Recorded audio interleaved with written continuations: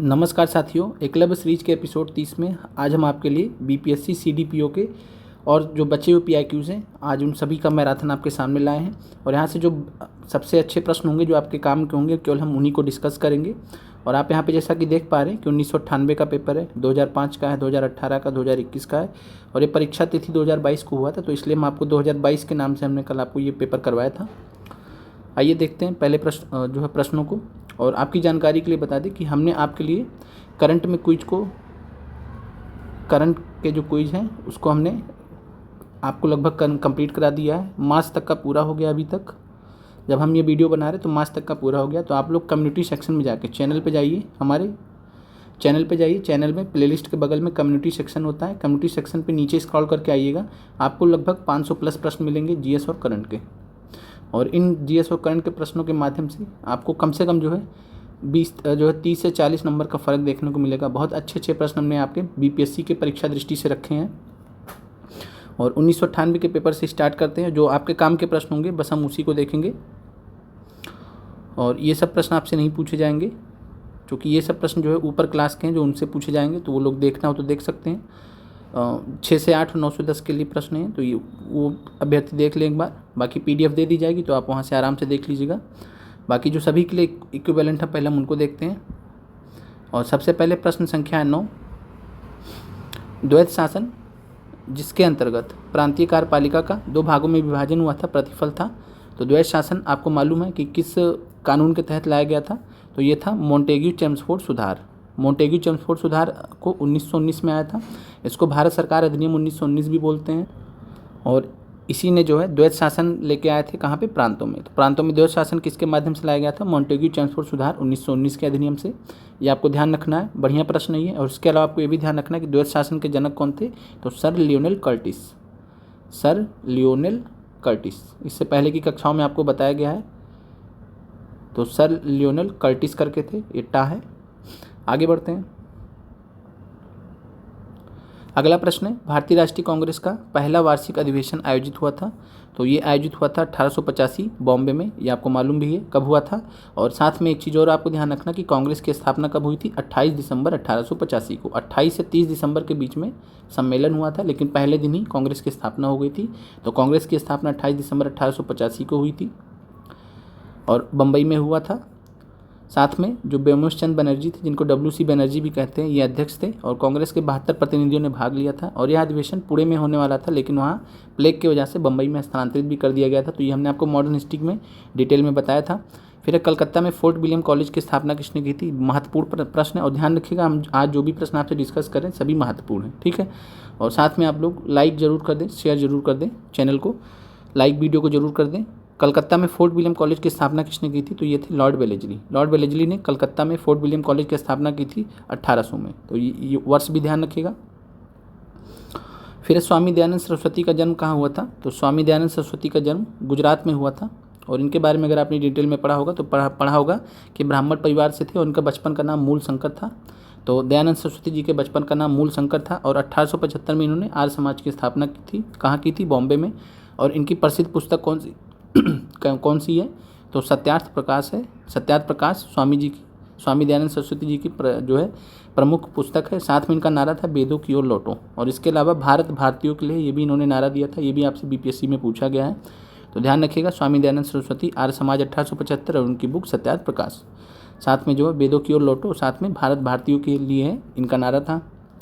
आगे बढ़ते हैं। Poverty and un British rule in India, ये पुस्तक किसने लिखी है? तो ये सभी प्रश्न आप देख रहे हैं कि हमने आपको जैसा आपको अभी तक पढ़ाया है सारे प्रश्न आपको लगभग मिल जाएंगे। और कारण है कि हमने आपको उसी आधार पे ही पढ़ाया है। जैसा आपके बीपीएससी क्वेश्चंस पूछना हमने उसी हिसाब से आपको मॉडर्न हिस्ट्री की क्लासेस भी डिज़ाइन करके दी थी। और जो अभ्यर्थी नए हो एकलव्य सीरीज़ को जरूर कंप्लीट कर लें शुरू से।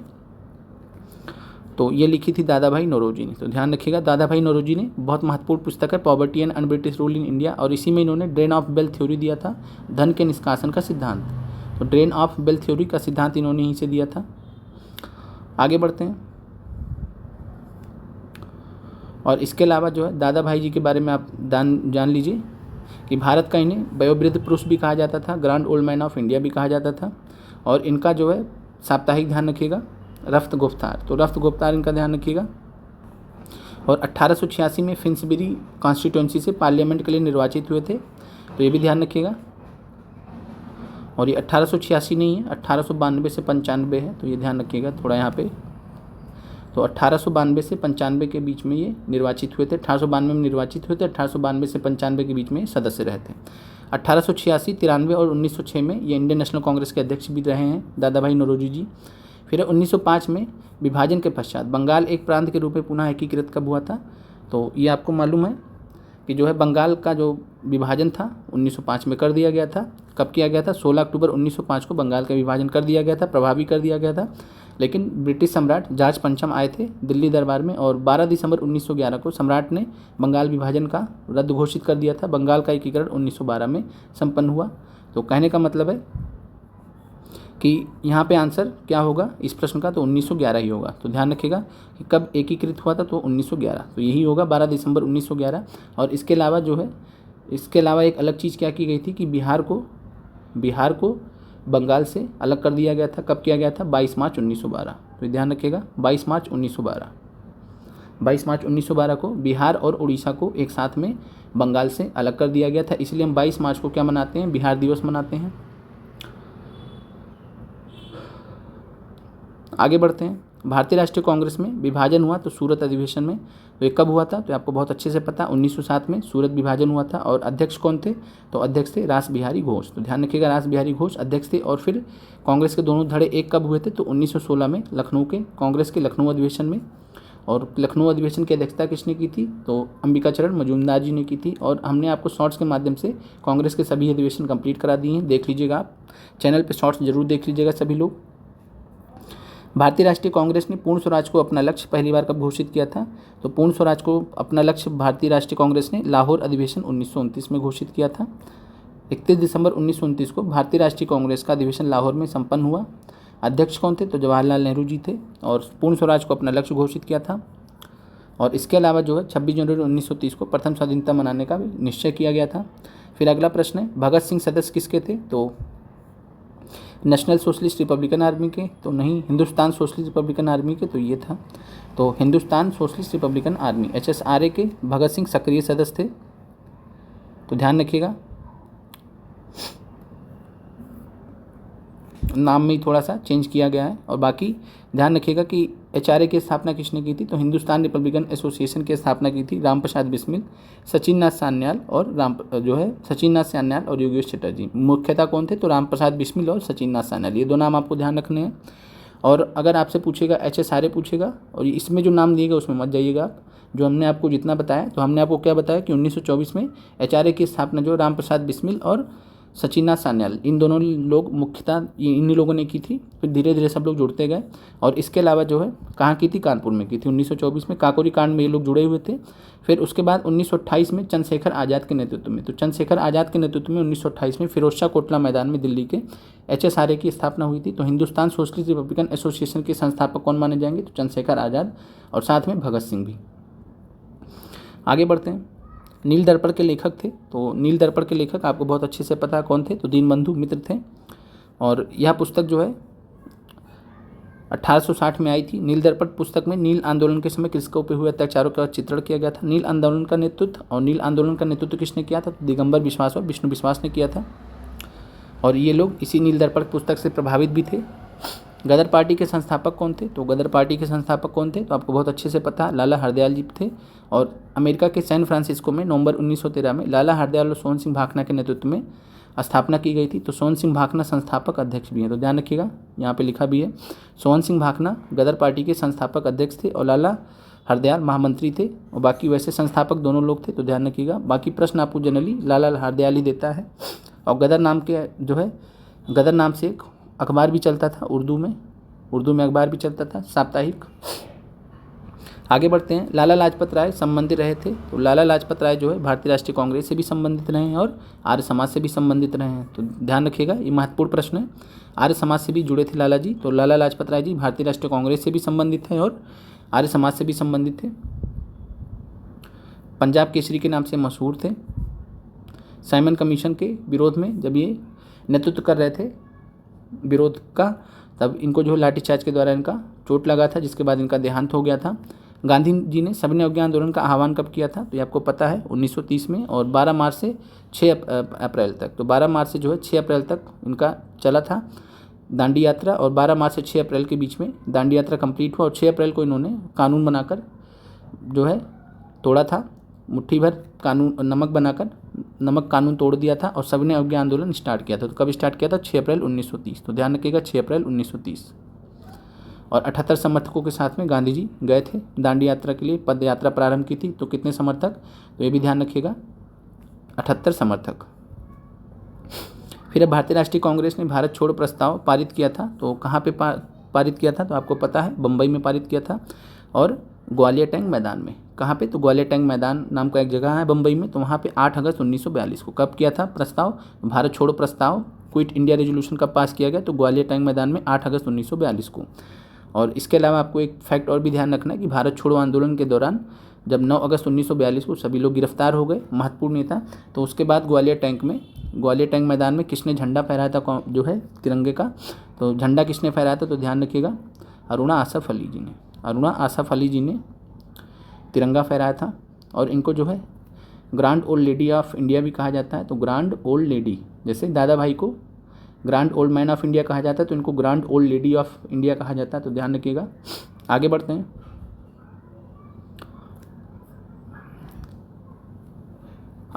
कैबिनेट मिशन योजना में कौन प्रस्तावित नहीं था? तो भारतीय संघ के निर्माण की बात की गई थी, अंतरिम सरकार की भी बात की गई, संविधान सभा के लिए चुनाव की भी बात की गई थी, पाकिस्तान नहीं एक्सेप्ट किया गया था। तो ध्यान रखिएगा। और इसी वजह से कैबिनेट मिशन योजना को मुस्लिम लीग ने भी ठुकरा दिया था। तो कैबिनेट मिशन योजना जो कब आई थी? तो 1946 में। तो 1946 में, और इसमें पाकिस्तान के निर्माण को जो है प्रस्ताव नहीं किया गया था, बाद में चल के हुआ था ये। और इसके जो है ध्यान रखिएगा कैबिनेट मिशन योजना जो थी 1946 में गठित हुई थी, और मार्च 1946 कब आई थी? तो 24 मार्च 1946। से भी ध्यान रखना है, दिल्ली पहुंचे थे। और इसके अलावा इसके जो सदस्य हैं वो भी आपको ध्यान रखने हैं। अध्यक्ष कौन थे? तो लॉर्ड पैथिक लॉरेंस अध्यक्ष थे, और इसके अलावा सर स्टेफर्ड क्रिप्स और ए बी अलेक्जेंडर। तो ध्यान रखिएगा स्टेफर्ड क्रिप्स भी थे, ए बी अलेक्जेंडर भी थे, और अध्यक्ष कौन थे? तो लॉर्ड पैथिक लॉरेंस। आगे बढ़ते हैं। और इससे पहले भी हमने ये सब चीज़ें डिस्कस की हैं। 1945 में हुए शिमला सम्मेलन के बाद 16 अगस्त 1946 को कैबिनेट मिशन योजना की घोषणा की गई थी। तो आपको बस इतना ध्यान रखना कि शिमला सम्मेलन कब हुआ था? तो 1945 में हुआ था। आगे बढ़ते हैं। बंगाल विभाजन के विरोध में छेड़ा गया आंदोलन कौन सा था? तो बंगाल विभाजन के विरोध में छेड़ा गया आंदोलन स्वदेशी आंदोलन था। कब बंगाल विभाजन की घोषणा की गई थी? कब की गई थी? तो 20 जुलाई 1905 को घोषणा की जाती है कि विभाजन किया जाएगा। फिर उसी के विरोध में 7 अगस्त 1905 को कलकत्ता के टाउन हॉल से बहिष्कार प्रस्ताव पारित हुआ, और वहाँ से स्वदेशी आंदोलन स्टार्ट हुआ। बाकी 16 अक्टूबर 1905 को बंगाल विभाजन लागू हो गया। दिल्ली चलो का नारा किससे संबंधित है? तो दिल्ली चलो का नारा किससे संबंधित है? तो ये है इंडियन नेशनल आर्मी INA से संबंधित है। और ये नारा जो है किसने दिया था? तो सुभाष चंद्र बोस जी ने दिया था। और इसके अलावा इंडियन नेशनल आर्मी की स्थापना किसने की थी? तो कैप्टन मोहन सिंह ने की थी। और रास बिहारी बोस के निमंत्रण पर सुभाष चंद्र बोस जी 13 जून 1943 को पूर्वी एशिया आए थे, और उन्हें इंडियन नेशनल आर्मी का नेता भी बनाया गया, नेतृत्व दिया गया। 21 अक्टूबर 1943 को सुभाष चंद्र बोस ने सिंगापुर में, ध्यान रखिएगा पूछा गया था, स्वतंत्र भारत की अस्थायी सरकार का गठन किया था, दिल्ली चलो का नारा दिया था। भारतीय संविधान कब लागू हुआ था? तो बहुत अच्छे से आपको पता है कि 26 जनवरी 1950 को भारतीय संविधान लागू हुआ था। 26 जनवरी 1949 को पारित किया गया था। और संविधान निर्माण की कुल प्रक्रिया में 2 वर्ष 11 महीने 18 दिन लगे थे। और जो हम आपको बता रहे थोड़ा उसी पे गौर कीजिएगा, इसमें जो एक्सप्लेनेशन वगैरह दिया उसमें मत जाइएगा। तो कोई भी आपको कन्फ्यूजन लगे तो जो हमने आपको बताया वही फाइनल रहेगा, तो अंतिम समय में परेशान मत होने लगेगा। फिर अब भारतीय संविधान की जिस धारा के अनुसार विधानसभा का गठन होता है वो कौन सी है? तो यहाँ पे बात करें तो धारा 170। तो भारतीय संविधान के यहाँ धारा नहीं अनुच्छेद होना चाहिए था, तो अनुच्छेद 170 के तहत विधानसभा के गठन का प्रावधान किया गया है। आगे बढ़ते हैं। और ये भी ध्यान रखिएगा कि 500 से अधिक सदस्य नहीं होते हैं, और 60 से 500 के बीच में सदस्य होते हैं। विधानसभा के सदस्य कितने होते हैं? तो नॉर्मली कुछ एक्सेप्शंस भी हैं छोटे छोटे राज्यों के लिए, लेकिन 60 से 500 नॉर्मली होते हैं। फिर प्रश्न, विधान परिषदों के सदस्यों की न्यूनतम संख्या कितनी होती है? तो विधान परिषद के जो सदस्य हैं उनकी कुल संख्या न्यूनतम संख्या 40 होती है, 40 से कम नहीं हो सकती। वर्तमान में भारतीय संविधान में धाराओं की कुल संख्या कितनी है? तो वर्तमान में यहाँ पे पूछा गया था, तो कब जब प्रश्न पूछा गया था। बाकी आप वर्तमान का ध्यान, मतलब जब नॉर्मली जो पूछा जाता है तो 395 अनुच्छेद, तो ध्यान रखिएगा 395 अनुच्छेद और 12 अनुसूचियाँ हैं, 22 भागों में विभाजित है और इसी के अंतर्गत जो है कुछ अनुच्छेद जोड़े भी गए हैं। तो मूलतः जो है 395 अनुच्छेद के अंतर्गत ही जोड़े गए हैं। तो आप ध्यान रखिएगा कि 395 अनुच्छेद अभी के लिए भी, 12 अनुसूची और 22 भाग। आगे बढ़ते हैं। भारतीय संविधान में संशोधन किस जो है अनुच्छेद के अनुसार होता है। तो भारतीय संविधान में संशोधन अनुच्छेद 368 के अनुसार होता है। धारा लिखा है, धारा गलत है, तो ध्यान रखिएगा यहाँ क्या होना चाहिए था, अनुच्छेद होना चाहिए। तो अनुच्छेद 368 के अनुसार भारतीय संविधान में संशोधन होता है। आगे बढ़ते हैं। ये आपके प्रश्न काम का नहीं है। फिर पृथ्वी के गोलार्ध का 70% से अधिक भाग घिरा हुआ है। तो ये आपने पढ़ा है एनसीईआरटी में भी कि पृथ्वी के गोलार्ध का 70% से अधिक भाग किससे घिरा हुआ है, जल से घिरा हुआ है और लगभग 3/4 भाग, तो 70% लगभग जल से घिरा हुआ है। और इसके अलावा बात करें तो पृथ्वी पर उपस्थित जल की कुल मात्रा 97.5% महासागरों में है, जो कि खारा पानी, इसको इस्तेमाल नहीं कर सकते। केवल 2.5% भाग ही स्वच्छ जल या मीठा जल है। अंतर्राष्ट्रीय तिथि रेखा गुजरती है। तो अंतर्राष्ट्रीय तिथि रेखा इंटरनेशनल डेट लाइन को 180 डिग्री लॉन्गिट्यूड बोलते हैं। तो 180 डिग्री, और ये दो होते हैं, 180 डिग्री पूर्व भी होते हैं, 180 डिग्री पश्चिम भी होते हैं। तो जिस तरफ से जाएंगे उस हिसाब से होता है। तो 180 डिग्री पूर्व देशांतर के अनुसार ये होता है। तो ध्यान रखिएगा 180 डिग्री देशांतर को ही हम अंतर्राष्ट्रीय तिथि रेखा बोलते हैं और यह जो है प्रशांत महासागर से होकर गुजरता है, ये भी ध्यान रखिएगा। आगे बढ़ते हैं। पृथ्वी की छत स्थित है। तो पृथ्वी की छत यहाँ पे पूछा गया है और चूँकि दिए गए विकल्पों में से अगर हम देखेंगे तो तिब्बत पठार को मानेंगे, तो तिब्बत पठार को। लेकिन वैसे अगर आपसे पूछा जाएगा संसार की छत कहाँ है, तो संसार की छत को जो है पामीर की, ध्यान रखिएगा, संसार की छत या विश्व की छत किसको, पामीर को बोला जाता है। तो पामीर का जो गाँठ है उसी को बोला जाता है संसार की छत, और पामीर के गाँठ में से ही जो है उत्पन्न हुई मानी जाती है काराकोरम श्रेणियाँ। तो काराकोरम श्रेणियाँ, उसके अलावा हिंदुकुश श्रेणियाँ, ये सब जो है, और तियन शान, कुनलुन, ये सब चाइना में श्रेणियाँ हैं जो यहीं से कहाँ से निकली, तो पामीर से निकली हैं। अगला प्रश्न है, अग्निवृत्ति को इस संदर्भ से भी जाना जाता है। तो ये प्रश्न आपके जो है एक सक्रिय ज्वालामुखी है, लेकिन ये प्रश्न में कुछ क्लियरिटी नहीं है, तो छोड़ दीजिए इसको, परेशान मत हुई इसके पीछे। टॉर्नेडो, पृथ्वी की एक भयंकर आंधी जो मुख्यतः उठती है। तो टॉर्नेडो जो है आंधी मतलब तूफान टाइप का होता है और ये कहाँ पे होता है, तो अमेरिका में। तो ध्यान रखिएगा अमेरिका के उत्तरी भागों में टॉर्नेडो आता है और ये चक्रवात होता है। इसकी उत्पत्ति मैक्सिको की खाड़ी में होती है। तो ध्यान रखिएगा मैक्सिको की खाड़ी, और ये इसको जो है फटीजा स्केल होता है, इतना इंपॉर्टेंट नहीं है, उसी पर मापा जाता है। और इसके अलावा हरिकेन चक्रवात की उत्पत्ति, ये ध्यान रखिएगा मैक्सिको की खाड़ी में ही हरिकेन चक्रवात की उत्पत्ति भी होती है। टॉर्नेडो भी चक्रवात है और ये अमेरिका में इसकी उत्पत्ति होती है, मुख्यतः उठती है। हिमालय पर्वत जिन समानांतर प्लेटियों में विभाजित है उनके नाम क्या हैं। तो हिमालय पर्वत की बात करें तो सबसे पहले ग्रेटर हिमालय, बृहत हिमालय, फिर लघु हिमालय और शिवालिक हिमालय, क्रम से हैं। पहले बृहत हिमालय, देन लघु हिमालय और शिवालिक हिमालय, पैरेलल हैं, समानांतर हैं। आसान प्रश्न है। अगला प्रश्न है, हिमालय पर्वत की उत्पत्ति संबंधित है। तो हिमालय पर्वत की उत्पत्ति नवीन वलयाकार पर्वत समूह से संबंधित है। हमने आपको बताया कि हिमालय जो नवीनतम वलित पर्वत भी है, तो नवीनतम वलित पर्वत भी है, तो इसलिए आंसर डी हो जाएगा। आगे बढ़ते हैं। निम्नलिखित में से कौन सा सूर्य की परिक्रमा में सबसे कम समय लेता है। तो दिए गए विकल्पों में देखेंगे तो सूर्य की परिक्रमा में सबसे कम समय पृथ्वी लेती है, और ये सभी चूँकि जो है पृथ्वी के मुकाबले जो है सूर्य से दूर है, तो जो जितना ज़्यादा दूर होता जाएगा उतना ज़्यादा परिक्रमा में टाइम भी ज़्यादा लगता जाएगा। और वैसे देखेंगे तो सबसे कम समय में जो है बुध ग्रह का लगता है। बुध ग्रह का 88 दिन में ही पूरा हो जाता है, पृथ्वी का तो आपको पता ही है। आगे बढ़ते हैं। पृथ्वी के भूपटल में सर्वाधिक क्या है। तो पृथ्वी के भूपटल में इनमें आपको पहले भी बताया क्या है, ऑक्सीजन सबसे ज़्यादा है। दूसरे नंबर पर सिलिकॉन है। तो ऑक्सीजन जो है 46.8% पाया जाता है पृथ्वी के भूपटल में, तो ध्यान रखिएगा, और सिलिकॉन 27.72%। भारत में निम्नलिखित भौतिक विभाजन है। तो भौतिक विभाजन की बात करेंगे तो पर्वत हैं, पठार है, मैदान है, तो इसी तरीके से विभाजन किया गया है। भौतिक विभाजन कई प्रकार के विभाजन किए गए हैं, बाकी इतना महत्वपूर्ण प्रश्न नहीं है ये। फिर अगला प्रश्न है, भारतीय मानसून का प्रारंभ होता है बंगाल की खाड़ी में एक अवदाब के बनने से लगभग, तो ये जून के आसपास, तो 5 जून यहाँ पे आंसर माना गया है। और 1 जून को ध्यान रखिएगा क्या महत्वपूर्ण, 1 जून को केरल पे पहुँचता है, तो केरल के तट पर 1 जून को मानसून पहुँचता है। नर्मदा नदी का प्रवाह निर्धारित है। तो नर्मदा नदी के बारे में एक महत्वपूर्ण फैक्ट है कि भ्रंश घाटी में बहती है, रिफ्ट वैली में बहती है और भ्रंश घाटी के बहते पश्चिम की तरफ जाती है ये। तो भ्रंश घाटी में बहने वाली महत्वपूर्ण नदी है नर्मदा नदी और अरब सागर में जाके गिरती है। तो भ्रंश घाटी के साथ साथ भ्रंश घाटी क्षेत्र के साथ साथ ही बहती है। और नर्मदा नदी की उत्पत्ति के बारे में हमने आपको प्रश्न भी दिया था। तो अमरकंटक पहाड़ियों से उत्पत्ति होती है, भ्रंश घाटी में बहती है और फाइनली जो है और इस पर कपिल धारा और धुआंधार जलप्रपात भी स्थित है। तो ध्यान रखिएगा कपिल धारा और धुआंधार जलप्रपात किस पे स्थित है, तो नर्मदा नदी पर स्थित है। अगला प्रश्न है, भारत की काली मिट्टी का क्षेत्र प्रसिद्ध है। तो भारत का जो काली मिट्टी का क्षेत्र है दक्कन का पठार, तो दक्कन ट्राइब जिसको बोलते हैं वो कपास के लिए प्रसिद्ध है, कपास की खेती के लिए प्रसिद्ध है। तो काली मिट्टी को रेगुर और कपास की मिट्टी भी कहते हैं। मुख्यतः यह महाराष्ट्र, गुजरात, राजस्थान, आंध्र प्रदेश आदि राज्यों में पाई जाती है। राजस्थान में बहुत कम है, मुख्यतः महाराष्ट्र, गुजरात और आंध्र प्रदेश और कर्नाटक में भी है। फिर अगला प्रश्न है, सिद्धी जनजाति पाई जाती है। तो गुजरात में महत्वपूर्ण नहीं है, छोड़ दीजिए। भारत में सबसे अधिक दूरी वाला यात्री रेल मार्ग जोड़ता है। तो यहाँ पे जो है सबसे लंबा जो है यहाँ पे दिया गया है, एक बार चेक कर लीजिएगा, बाकी इतना महत्वपूर्ण नहीं है प्रश्न ये भी। भारत में सर्वाधिक जनसंख्या घनत्व वाला राज्य कौन सा है, तो आपको पता है कि सर्वाधिक जनसंख्या घनत्व वाला राज्य बिहार है।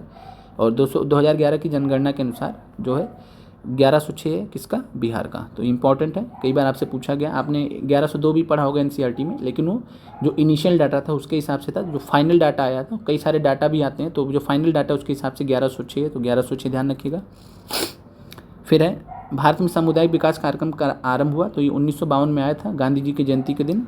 तो 1952 में स्टार्ट हुआ था, तो हो जाएगा आंसर प्रथम पंचवर्षीय योजना काल में। तो प्रथम पंचवर्षीय योजना काल में स्टार्ट हुआ था भारत में सामुदायिक विकास कार्यक्रम, कम्युनिटी डेवलपमेंट प्रोग्राम, और 2 अक्टूबर 1952 को स्टार्ट हुआ था।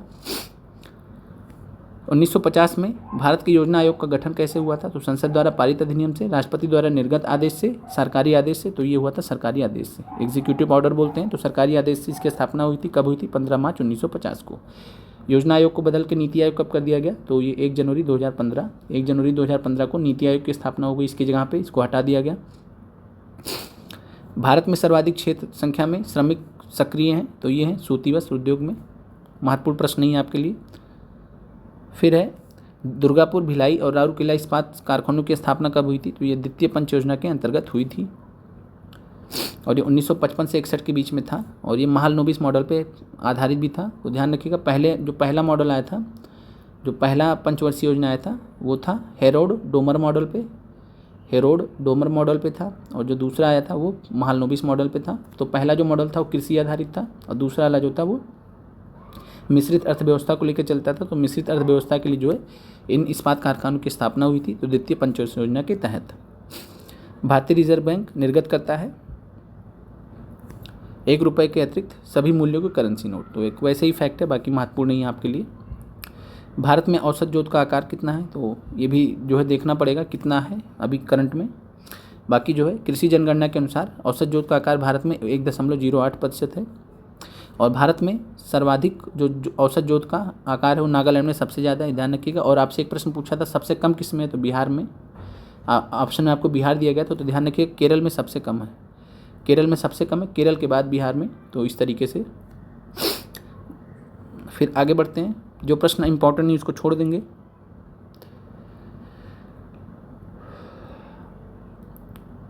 फिर प्रश्न 9वीं पंचवर्षीय योजना का काल है, तो 1997 से 2002 के मध्य 9वीं पंचवर्षीय योजना आई थी।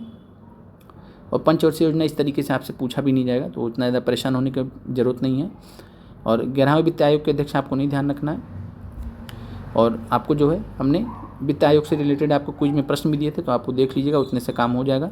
फिर अगला प्रश्न है, गामा किरणें क्या होती हैं, तो गामा किरणों के बारे में ध्यान रखिएगा। उच्च ऊर्जा वाली विद्युत चुंबकीय तरंगें होती हैं, तो इलेक्ट्रोमैग्नेटिक वेव्स होती हैं उच्च ऊर्जा वाली, तो ध्यान रखिएगा गामा वेव्स। और गामा वेव्स की खोज किसने की थी, तो ध्यान रखिएगा हेनरी बेकरेल ने। तो हेनरी बेकरेल ने गामा किरणों की खोज की थी। नाभिकीय ऊर्जा परिवर्तन है, तो नाभिकीय ऊर्जा में क्या होता है, तो पिंड जो होता है यानी एटम जो होता है, परमाणु होता है, वो ऊर्जा में परिवर्तित होता है। और नाभिकीय ऊर्जा में जो है जनरली क्या होता है, तो नाभिकीय विखंडन होता है और इसके अलावा नाभिकीय संलयन प्रक्रिया से भी उत्पन्न किया जाता है। नाभिकीय संलयन जो प्रक्रिया होती है सूर्य में जो ऊर्जा उत्पन्न होती है उसका स्रोत है। और इसके अलावा हाइड्रोजन बम जो बनता है, तो हाइड्रोजन बम भी नाभिकीय संलयन प्रक्रिया के तहत बनता है। और इसके अलावा जो नाभिकीय विखंडन, इससे परमाणु बम बनाया जाता है, जो हिरोशिमा नागासाकी पे गिराया गया था तो नाभिकीय विखंडन से बनाया गया था। जिन धातुओं को पीट कर पत्थर का रूप दिया जा सकता है वो कहलाती हैं, तो उनको हम क्या बोलते हैं, तो उनको हम जो है आघातवर्ध कहते हैं। तो जिन धातुओं को पीट कर पत्थर का रूप दिया जा सकता है उनको हम आघातवर्ध कहते हैं, तो ध्यान रखिएगा आघातवर्ध। और ये हमने आपको एनसीईआरटी में पढ़ाया भी है। तो जो है तन्य, लचीली, भुरभुरी, सुनम, ठीक है। तो ये सब एक बार देख लीजिएगा जो हमने आपको पढ़ाया है एनसीईआरटी साइंस में, तो वहाँ से ज़्यादा आपको अच्छे से क्लियर हो जाएगा। कई बार ऑप्शंस में कुछ गड़बड़ भी कर देते हैं तो उसकी वजह से दिक्कत होता है। निम्नलिखित में से किसका और अधिक विभाजन नहीं किया जा सकता, तो यहाँ पे अणु जो है दिए गए विकल्पों में अणु की बात करें तो अणु किसी पदार्थ का सूक्ष्मतम कोण होता है और ये जो है स्वतंत्र अवस्था में रह सकता है, परंतु रासायनिक अभिक्रियाओं में भाग नहीं ले सकता है। इसके पदार्थ के सभी गुण विद्यमान होते हैं और इसका अधिक विभाजन नहीं किया जा सकता है। लेकिन इसके अलावा जो है ध्यान रखिएगा इलेक्ट्रॉन, प्रोटॉन, न्यूट्रॉन, तो इलेक्ट्रॉन, प्रोटॉन, न्यूट्रॉन का भी कॉन्सेप्ट होता है। और न्यूक्लियस जो होता है वो प्रोटॉन के कारण पॉजिटिव होता है, तो न्यूक्लियस जो होता है प्रोटॉन के कारण पॉजिटिव होता है। न्यूट्रॉन से कोई इफेक्ट नहीं होता है इलेक्ट्रॉन की वजह से। इलेक्ट्रॉन जो है निगेटिव चार्ज पार्टिकल्स होते हैं। फिर है एक उत्प्रेरक क्या करता है, तो एक उत्प्रेरक जो है कैटलिस्ट के, अच्छा प्रश्न है यहाँ पे। तो एक उत्प्रेरक क्या करता है, तो ये रासायनिक प्रतिक्रिया की दर को घटा या बढ़ा सकता है, दोनों कर सकता है, घटा भी सकता है और बढ़ा भी सकता है कैटलिस्ट की बात करें तो। फिर कॉपर सल्फेट का जो है घोल जल में क्या करता है, तो नीले लिटमस को लाल बना देता है। तो कॉपर सल्फेट का जो जल होता है नीले लिटमस को लाल बना देता है, तो नीला होता है कॉपर सल्फेट। तो कॉपर सल्फेट को हम क्या बोलते हैं, नीला थोथा भी बोलते हैं। रासायनिक सूत्र CuSO4 भी होता है और इसका जलीय विलयन जो है अम्लीय होता है और अम्लीय होने के कारण नीले लिटमस को लाल कर देता है, ध्यान रखिएगा। एसिटिक अम्ल एक कमज़ोर अम्ल है क्योंकि, तो यहाँ पे दिए गए विकल्पों में तो इसका आयोनियन निम्न है। अब कुछ अजीब सा कॉन्सेप्ट यहाँ पे है तो उतना ज़्यादा परेशान नहीं होना इसके पीछे, बस आपको ध्यान रखना कि फार्मूला क्या होता है CH3COOH। और एसिटिक अम्ल किस में पाया जाता है, तो एसिटिक अम्ल सिरके में पाया जाता है, ये आपको ध्यान रखना है। एथेनोइक अम्ल भी कहते हैं इसको।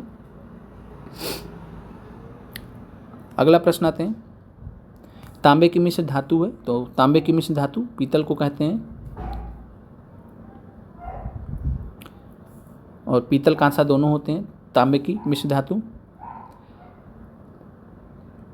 चित्र खींचने में जिस धातु के हैलाइड का प्रयोग होता है वह क्या है, तो चांदी होता है।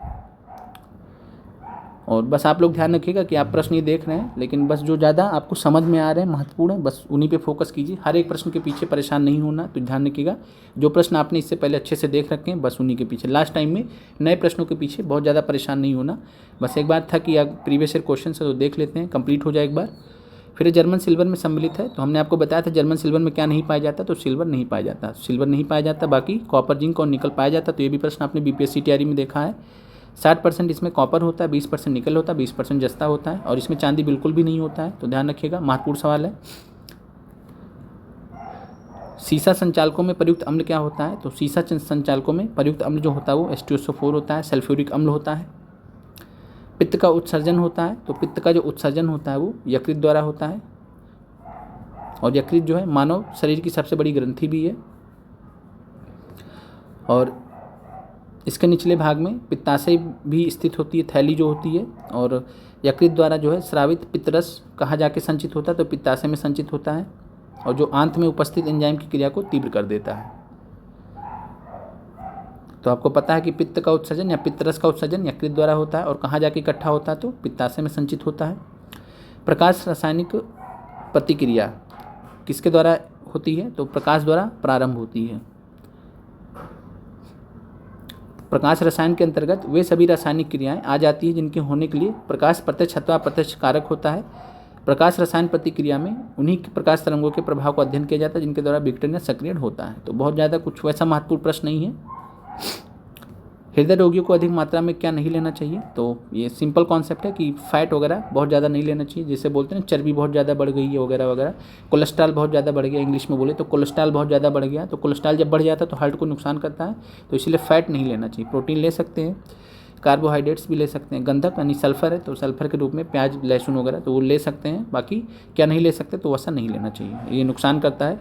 निम्नलिखित में से किसमें कोबाल्ट होता है, तो ये आप प्रश्न कई बार दे चुके हैं। विटामिन B12 में, जिसको क्या बोलते हैं, तो साइनोकोबालामिन बोलते हैं। साइनोकोबालामिन में कोबाल्ट पाया जाता है। अगला प्रश्न है, सबसे विशाल जीवित स्तनपायी है, तो आपको पता है नीली व्हेल है।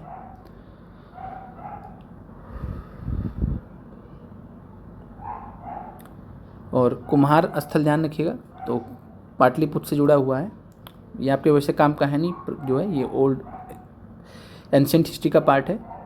चंपारण प्रसिद्ध है एक आंदोलन के कारण जिसका संबंध था, तो चंपारण का संबंध किससे, तो आपको बहुत आसानी से पता है कि महात्मा गांधी जी से संबंधित है। 1917 में चंपारण सत्याग्रह हुआ था, डिटेल में आप जानते ही इनके बारे में।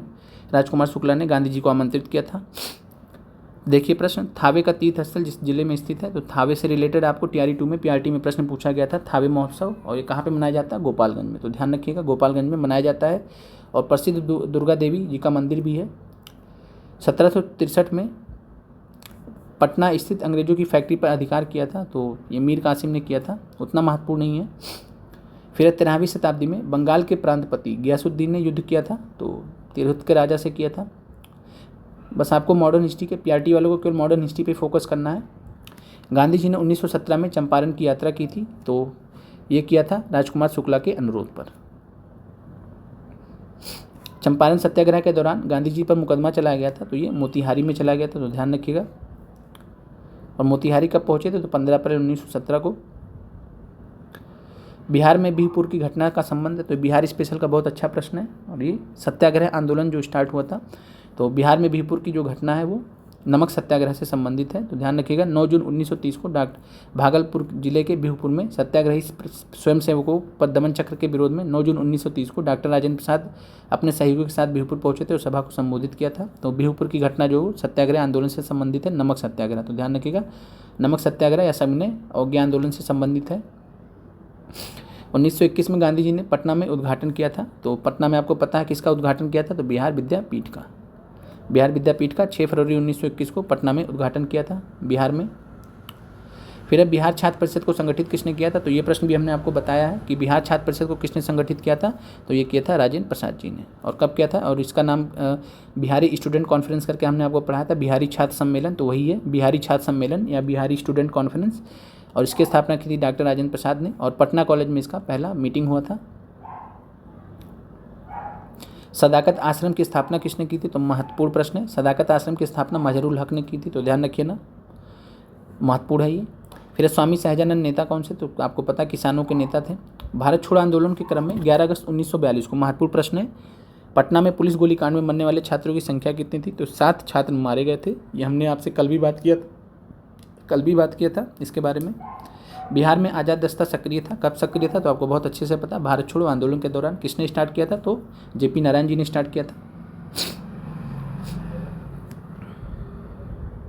भारत की स्वतंत्रता के बाद बिहार के पहले राज्यपाल कौन थे, तो जयराम दास दौलतराम जी थे।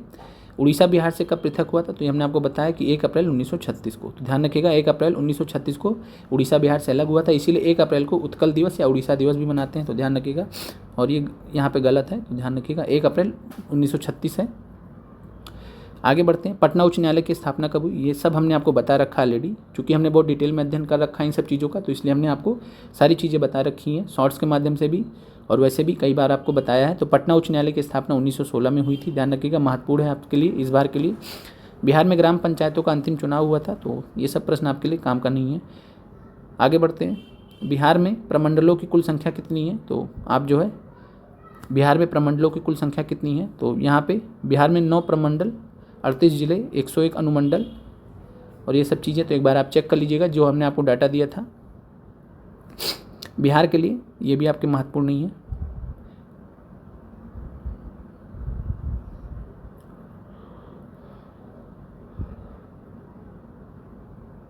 और यहाँ पे प्रश्न है कि बिहार में साक्षरता दर लगभग कितनी है, तो 2011 की जनगणना ये आपके लिए महत्वपूर्ण है, तो 61.8 है। तो बिहार की साक्षरता दर 2011 की जनगणना के अनुसार 61.8 है। पुरुष साक्षरता दर कितनी है, तो 71.2, और महिला साक्षरता दर 51.8 है, या 51.5 करके, तो एक बार चेक कर लीजिएगा। आगे बढ़ते हैं, बिहार में सोना कहाँ मिलता है, तो बिहार में सोना जो है, लेकिन जो है अभी कहाँ मिलता है, तो मुंगेर ज़िले में। अभी मुंगेर ज़िले में, चूँकि पहले जब सिंहभूम जिला पहले जो है झारखंड का भाग था, तो झारखंड तो अलग ही हो गया, लेकिन अभी इसका आंसर क्या होगा, तो मुंगेर ज़िले में। बाकी हमने आपको एक लिस्ट पूरा दे रखा है धातुओं का कि कहाँ पे कौन क्या पाया जाता है। दामोदर घाटी निगम की स्थापना कब हुई थी? तो दामोदर घाटी निगम की स्थापना हुई थी 1948 में। महत्वपूर्ण है आपके लिए। इसके अलावा आपको कोसी का पता होना चाहिए, कोसी नदी परियोजना का पता होना चाहिए। तो दामोदर घाटी निगम 1948 में स्टार्ट हुआ था। फिर अगला प्रश्न पे आते हैं, जो आपके लिए महत्वपूर्ण, बस उन्हीं को देख लेते हैं, आगे बढ़ते हैं।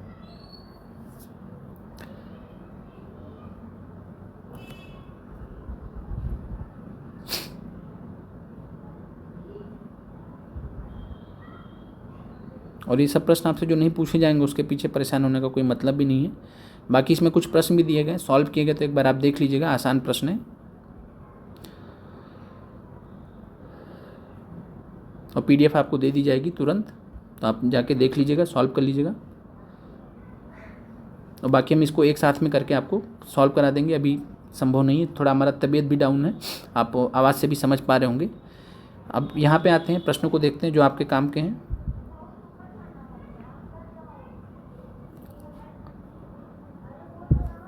पहला प्रश्न आपके सामने, भारत में, अगला जो BPSC का CDPO का पेपर है उससे हम देखते हैं। तो भारत में अभिनव भारत नामक एक गुप्त संगठन अंग्रेजों का मुकाबला करने के लिए किसने संगठित किया था? तो आपको पता है कि अभिनव भारत सोसाइटी किससे जुड़ी है? BD सावरकर से। BD सावरकर ने 1904 में इसकी स्थापना की थी। इसके अलावा जो है मित्र मेला में स्थापित किया था इन्होंने 1899 में। और इसके अलावा BD सावरकर ने 1906 में लंदन में स्थापित किया था अभिनव भारत की एक शाखा। स्वदेशी आंदोलन का उत्थान हुआ था तो किस काल में स्वदेशी आंदोलन का भारत में उत्थान हुआ था? तो विकल्प देखिएगा तो बहुत आसानी से मिल जाएगा, बंगाल के विभाजन का विरोधी आंदोलन। तो बंगाल के विभाजन के विरोध में आंदोलन जो हुआ था उसी को हम स्वदेशी आंदोलन बोलते हैं। बाकी आपको डेट्स आपको पता ही है। भारत की आज़ादी के समय ब्रिटेन में निम्नलिखित में से राजनीतिक पार्टियों में से कौन सी पार्टी सत्ता में थी? तो ये अच्छा प्रश्न है, ध्यान रखिएगा, लेबर पार्टी सत्ता में थी। और लेबर पार्टी के ही प्रधानमंत्री थे क्लेमेंट एटली ने।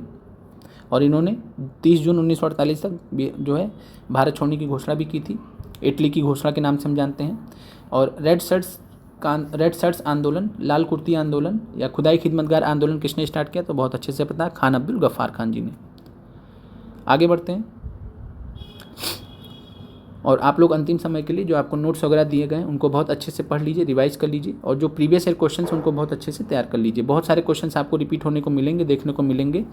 बाकी कल हम आपके लिए जो है कैसे एग्जाम में क्वेश्चंस को अप्रोच करना है उसके बारे में वीडियो लेके आएंगे। पूरा टाइम मैनेजमेंट कैसे मैनेज करना है चीज़ों को, तो वो सब हम कुछ मैनेज करेंगे। उसके लिए आप लोग कमेंट लाइक ज़रूर करिएगा। फिर है रेड शर्ट्स आंदोलन, ये आपको पता ही है, खान अब्दुल गफ्फार खान ने स्टार्ट किया था पश्चिमोत्तर सीमा प्रांत में, नॉर्थ वेस्ट फ्रंटियर प्रोविंस में। फिर है निम्नलिखित में से किसका नाम 1857 के आंदोलन से जुड़ा है? तो तात्या टोपे जी को जानते हैं आप, ये जो है कमांडर इन चीफ थे किसके? तो ये थे नाना साहेब के, कमांडर इन चीफ थे। और कानपुर में जो है इन्होंने 1857 की क्रांति में भाग लिया था। फिर है राउंड टेबल कॉन्फ्रेंस के समय इंग्लैंड का प्रधानमंत्री कौन था? तो रैमजे मैकडोनाल्ड थे। और रैमजे मैकडोनाल्ड का आपने 16 अगस्त 1932 का आपको याद होगा, इन्होंने जो है सांप्रदायिक पंचायत की घोषणा भी की थी, दलितों को पृथक निर्वाचन देने का कॉन्सेप्ट लेके आए थे, जिसको गांधी जी ने काउंटर करते हुए पूना पैक करवाया था। आगे बढ़ते हैं। भारत की राजधानी कलकत्ता से दिल्ली कब बदली गई थी? तो ये कब हुआ था? तो भारत की राजधानी कलकत्ता से दिल्ली कब बदली गई थी?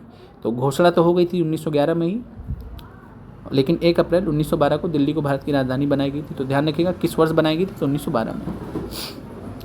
और घोषणा कब हुई थी? तो 1911 में। बंगाल विभाजन को रद्द करना है और कलकत्ता की जगह दिल्ली को राजधानी बनाने की घोषणा, ये 2 महत्वपूर्ण घोषणाएं हुई थी। फिर पिट्स इंडिया एक्ट ब्रिटिश संसद द्वारा कब पारित हुआ था? तो बहुत अच्छे से आपको पता है 1784 में। पिट्स उस समय प्रधानमंत्री थे, तो उन्हीं के नाम से एक्ट था। वंदे मातरम बंकिम चटर्जी के कौन से उपन्यास का भाग है जिसमें लाखों भारतीयों को देशभक्ति के लिए प्रोत्साहित किया था? तो बहुत अच्छे से पता आपको, आनंद मठ थे, आनंद मठ से जुड़े हुए हैं। 1882 में इसको जो है प्रकाशन हुआ था।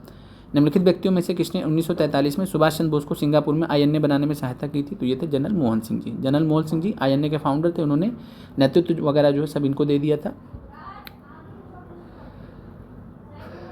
1905 में बंगाल के विभाजन के समय भारत के वायसराय कौन थे? तो आपको रटा ही है, लॉर्ड कर्जन थे उस समय 1899 से 1905 के बीच में। महात्मा गांधी की दक्षिण अफ्रीका के वापसी पर इनमें से किस घटना के कारण को प्रसिद्धि मिली थी? तो ये भी आपको रटा हुआ है, चंपारण सत्याग्रह सबसे पहला, और यहीं से इनको जो है एक प्लेटफॉर्म मिला नेतृत्व करने का। 1923 में स्वराज पार्टी का गठन एक समूह के रूप में इनमें से किस संगठन के रूप में हुआ था? तो कांग्रेस के अंतर्गत ही एक पार्टी माना गया था। तो ध्यान रखिएगा, जो स्वराज पार्टी बनी थी वो कांग्रेस के अंतर्गत ही एक पार्टी मानी गई थी। और कांग्रेस और स्वराज पार्टी की स्थापना किसने की थी? तो CR दास और मोतीलाल नेहरू जी ने। आगे बढ़ते हैं। और जनवरी 1923 में स्थापना हुई थी स्वराज पार्टी की। स्वामी दयानंद सरस्वती द्वारा आर्य समाज की स्थापना कब की गई थी? तो वर्ष 1875 में इनकी स्थापना की गई थी। और मुख्यालय ध्यान रखिएगा आर्य समाज का, तो आर्य समाज का मुख्यालय लाहौर में था। थियोसॉफिकल सोसाइटी की स्थापना किसने की थी? तो ये भी अच्छा प्रश्न है, आपने इससे पहले देखा भी है। तो मैडम HP ब्लाउटोस्की ने 1875 में, और साथ में कर्नल ऑलकॉट भी थे, 2 लोग। कहाँ पे स्थापना हुआ था? न्यूयॉर्क में, थियोसॉफिकल सोसाइटी की। और 1882 में इसका हेडक्वार्टर ही ले आए थे मद्रास में। तो ध्यान रखिएगा, मद्रास में अडयार नाम का एक जगह है, वहीं पे ले आए थे। वहाँ से फिर भारत में कार्य करने लगे। 1885 ईस्वी में भारतीय राष्ट्रीय कांग्रेस का प्रथम अधिवेशन किस स्थान पे हुआ था? तो बम्बई में हुआ था, देख चुके हम लोग इस प्रश्न को। और किस स्थान पे हुआ था? तो गोकुलदास तेजपाल संस्कृत विद्यालय, ये भी ध्यान रखिएगा। 1857 का विद्रोह कहाँ से प्रारंभ हुआ था? तो आपको बहुत अच्छे से पता है, मेरठ से प्रारंभ हुआ था। और मेरठ में नेतृत्व किसने प्रदान किया? तो ये भी हमने आपको बताया, चौधरी कदम सिंह जी ने। ये सब प्रश्न आपसे पूछे गए, जो भी हम चीज़ें डिस्कस करते हैं BPSC में ऑलरेडी पूछे गए हैं, तो ध्यान रखिएगा। इसलिए एक्सप्लेनेशन बहुत ज़रूरी होता है, जितना एक्स्ट्रा फैक्ट्स आपको चाहिए। बाकी जो है 29 मार्च 1857 को मंगल पांडे की घटना ध्यान रखिएगा, बैरकपुर छावनी में। और इन्होंने जो है अधिकारी लेफ्टिनेंट बाग और जनरल ह्यूसन की हत्या भी कर दी थी, उनको फिर फांसी वगैरह दिया गया था। तिलक की पुस्तक इसमें से कौन सी है? तो आपको पता है, गीता रहस्य किसने लिखा? तिलक जी ने लिखा है। गोखले माय पॉलिटिकल गुरु किसने लिखा? तो महात्मा गांधी जी ने लिखा है। डिस्कवरी ऑफ इंडिया किसने लिखा? तो Discovery of India Jawaharlal Nehru ji ने लिखा है। इंडिया इन ट्रांजिशन, आप कमेंट करके बताइए किसकी पुस्तक है। 8 अगस्त 1942 भारतीय इतिहास में महत्वपूर्ण क्यों है? तो पता है आपको, 8 अगस्त 1942 को भारत छोड़ो प्रस्ताव पारित किया गया था। गांधी जी ने भारतीय राजनीति में प्रवेश कब किया था? तो चंपारण आंदोलन के जरिए। 1947 में भारतीय राष्ट्रीय कांग्रेस के अध्यक्ष कौन थे? तो 1947 में JP कृपलानी जी भारतीय राष्ट्रीय कांग्रेस के अध्यक्ष थे। हमने आपको जो है शॉर्ट्स में वीडियो बताया, तो आपको बताया था कि जब भारत आज़ाद हुआ था तो JP कृपलानी जो है उस समय थे। आगे बढ़ते हैं। 11वीं अनुसूची 11वीं के द्वारा पंचायती राज संस्थाओं को कितने विषयों पर नियंत्रण करने का अधिकार दिया गया? तो आपको पता है कि 29 विषय हैं, 18 हैं 12वीं अनुसूची में, और 11वीं अनुसूची में पंचायती राज स्तर पर 29 विषय हैं। और 73वें संविधान संशोधन के माध्यम से 11वीं अनुसूची को जोड़ा गया संविधान में। निम्नलिखित में से किसे भारतीय संविधान की आत्मा कहा जाता है? तो ध्यान रखिएगा, जब भारतीय संविधान की आत्मा केवल पूछा जाएगा तब आंसर हो जाएगा संविधान की प्रस्तावना। लेकिन अगर आपसे पूछा जाएगा कि जो है भीमराव अंबेडकर जी ने किसे भारत की संविधान की आत्मा और हृदय कहा है, तो आत्मा और हृदय जब आएगा, या नॉर्मली आत्मा और हृदय आएगा, तब आपका आंसर संवैधानिक उपचारों का अधिकार होगा। तो ध्यान रखिएगा, कई बार आपको कन्फ्यूजन हो जाता है। तो संविधान की प्रस्तावना संविधान की आत्मा है। संविधान का आत्मा और हृदय क्या है? तो संविधान का आत्मा और हृदय ये दोनों संवैधानिक उपचारों का अधिकार है, और ये स्टेटमेंट दिया था भीमराव अंबेडकर जी ने। तो संविधान की आत्मा जो संविधान की प्रस्तावना है, जबकि भीमराव अंबेडकर जी ने संवैधानिक उपचारों के अधिकार को भारतीय संविधान की आत्मा और हृदय माना। तो ध्यान रखिएगा, इसको यही दिक्कत होता है बुक्स में, आत्मा और हृदय माना है, कई सारी गलतियाँ होती हैं जिससे दिक्कत होता है अभ्यर्थियों को। फिर अगला प्रश्न है पॉलिटी का। मौलिक अधिकारों की सूची से संपत्ति का अधिकार, राइट टू प्रॉपर्टी किसके शासनकाल में हटा दिया गया था? तो ये 44वें संविधान संशोधन अधिनियम 1978 से हटाया गया था, और ये थे मोरारजी देसाई जी। तो 1978 में मोरारजी देसाई भारत के प्रधानमंत्री थे। फिर अगला प्रश्न है मौलिक अधिकारों की मूल सूची में से निम्नलिखित में से किसे जोड़ा गया है? तो आपको पता है कि अनुच्छेद 21 से, याद कीजिए क्या है अनुच्छेद 21 से? तो निःशुल्क और अनिवार्य प्राथमिक शिक्षा का अधिकार।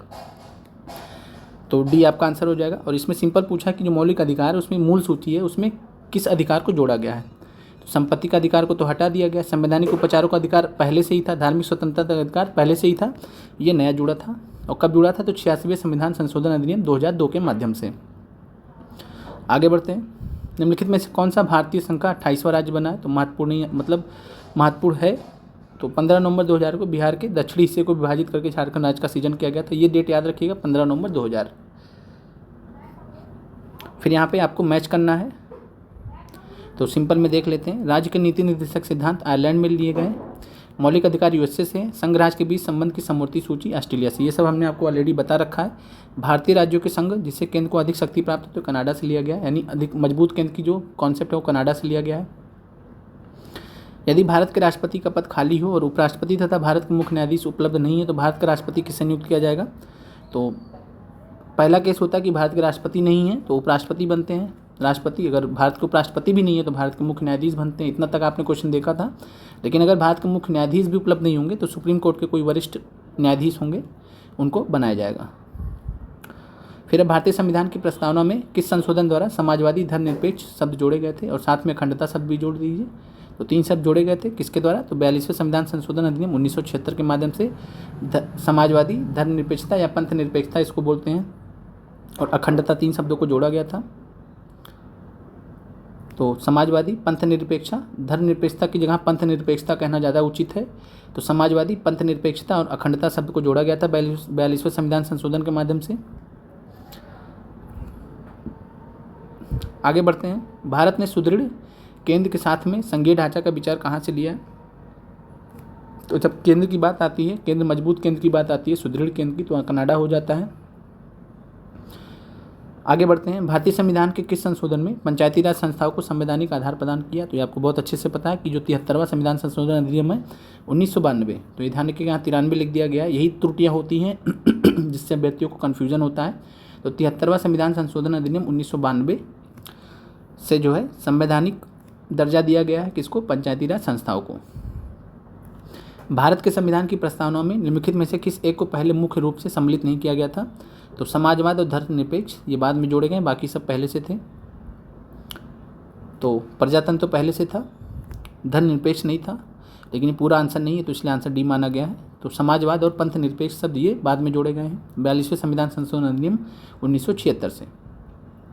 फिर अगला प्रश्न है, मिसिसिपी डेल्टा उदाहरण है। तो ये आपको हमने वर्ल्ड हिस्ट्री की जब पहले की क्लासेस हमने जियोग्राफी की 2000 PI की प्लेलिस्ट मिली है तो हमने आपको बताया है कि मिसिसिपी डेल्टा जो है वो अंगुलित या पंजक डेल्टा बोलते हैं, बर्ड फुट डेल्टा बोलते हैं, बर्ड फुट डेल्टा बोलते हैं। जैसे बर्ड का फुट होता है कुछ इस प्रकार का, तो इस प्रकार का डेल्टा बनता है।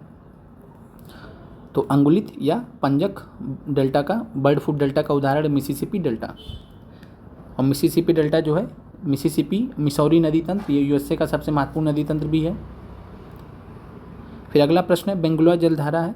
तो बेंगुला जलधारा तो दक्षिण अफ्रीका के पश्चिमी तट पर बहने वाली, प्रवाहित होने वाली एक ठंडी जलधारा है। तो जाने के दक्षिण अफ्रीका देश की बात नहीं कर रहा है, अफ्रीका महाद्वीप की बात कर रहा है ये।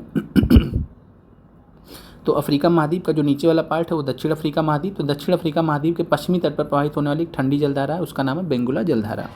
इसके अलावा पेरू चिली के तट पर हम्बोल्ट जलधारा बहती है, ठंडी जलधारा है हम्बोल्ट, ये याद रखिएगा। हम्बोल्ट जलधारा है पेरू चिली के पश्चिमी तट पर बहने वाली।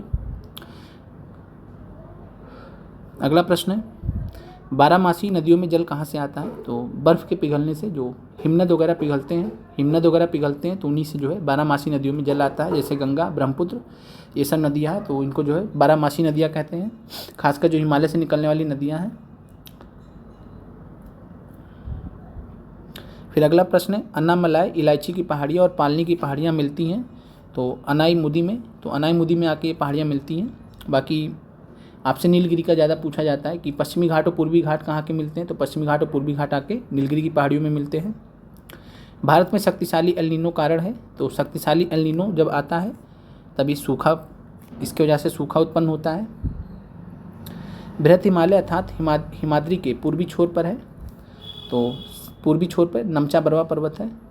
तो नंगा पर्वत तो पश्चिम में है लेकिन पूर्वी में है, पूरब में जाएंगे तो नमचा बरवा पर्वत मिलता है और सबसे पूर्वी छोर पे भी है। तो ये भी ध्यान रखिएगा, पर्वत हिमालय के सबसे पूर्वी छोर पर स्थित है नमचा बरवा, और ये भारत का ही भाग है लेकिन मैप में जो है इसको तिब्बत में दिखाया जाता है, थोड़ा मतलब समझ के परे है ये चीज़। फिर सुंदरवन क्षेत्र में है। तो सुंदरवन क्षेत्र के बारे में हमने बताया था कि मैंग्रोव के लिए फेमस है। तो मैंग्रोव वहाँ पे पाया जाता है, सबसे ज़्यादा भारत में मैंग्रोव कहाँ पाया जाता है? तो सुंदरवन में पाया जाता है। और सुंदरवन किसके लिए फेमस है? तो रॉयल बंगाल टाइगर के लिए भी फेमस है। कैगा क्या है? तो कैगा आपको पता है कि कैगा जो है कर्नाटक में न्यूक्लियर विद्युत संयंत्र है, मंगलोर के निकट है। तो आपका आंसर ए हो जाएगा, कर्नाटक में स्थित है। इससे पहले भी आपने प्रश्न देखा ये वाला। हरित क्रांति के कारण निम्नलिखित फसलों में से किसके उत्पादन में सर्वाधिक वृद्धि हुई थी? तो हरित क्रांति ध्यान रखिएगा, ग्रीन रिवोल्यूशन की वजह से गेहूं के खेती में सबसे ज़्यादा वृद्धि हुई थी, सर्वाधिक वृद्धि हुई थी। आगे बढ़ते हैं।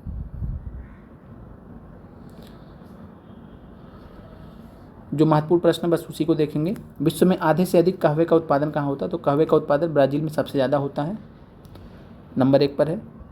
तो विश्व में आधे से अधिक कहवे का उत्पादन ब्राज़ील में करता है। फिर है, भारत में राष्ट्रीय आय की गणना किसके द्वारा की जाती है? तो भारत में राष्ट्रीय आय की गणना सेंट्रल स्टैटिस्टिक्स ऑर्गेनाइजेशन, केंद्रीय सांख्यिकी संगठन द्वारा की जाती है। भारत का योजना आयोग क्या है? तो भारत का योजना आयोग एक सलाहकार बोर्ड की तरीके से है, कोई संवैधानिक संस्था नहीं है, तो ध्यान रखिएगा संवैधानिक संस्था नहीं है। 15 मार्च 1950 को इसकी स्थापना हुई थी, फिर इसको हटा के 1 जनवरी 2015 को नीति आयोग की स्थापना की गई थी। नीति आयोग के बारे में ध्यान रखिएगा, महत्वपूर्ण है, कई बार पूछा गया आपसे। भारत की जनसंख्या वृद्धि के संबंध में किस वर्ष को महान विभाजक वर्ष माना जाता है? तो ये भी बहुत अच्छा प्रश्न है इतिहास से। तो 1921। तो ध्यान रखिएगा 1921 के बाद से भारत की जो आबादी है वो बढ़ी ही है, तो भारत की जो जनसंख्या है वो बढ़ी ही है, लेकिन 1921 से पहले घट भी रही थी।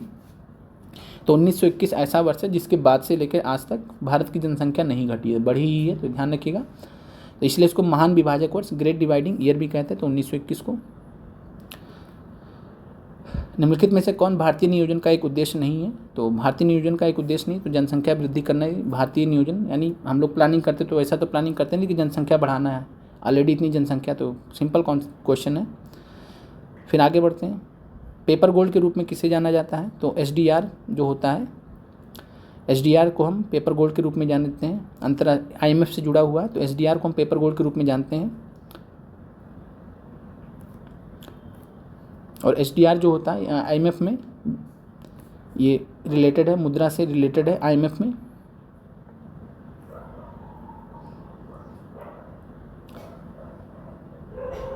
ये इंपॉर्टेंट है, ध्यान रखिएगा। राजकोषीय घाटा की नई परिभाषा, राजकोषीय घाटा फिजिकल डेफिसिट की नई परिभाषा का सुझाव किसने दिया था?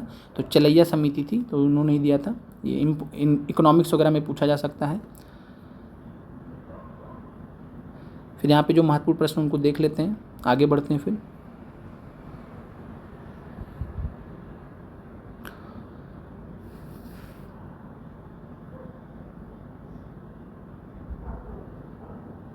चूँकि बहुत पहले का प्रश्न है तो इसलिए मतलब अधिक कुछ ही प्रश्न आपके काम के हैं।